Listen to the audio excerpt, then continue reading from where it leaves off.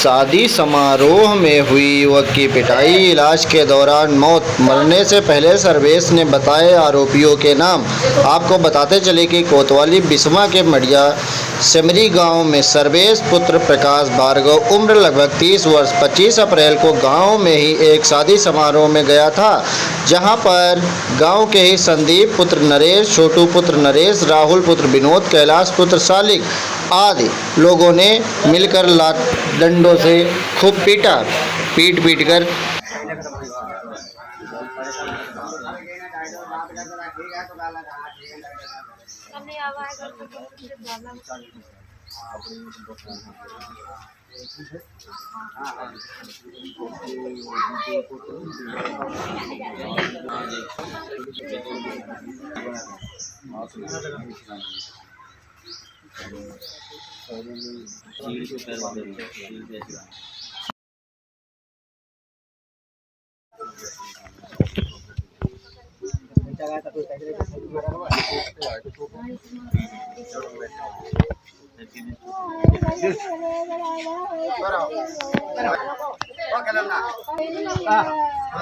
मगर से देखा भाई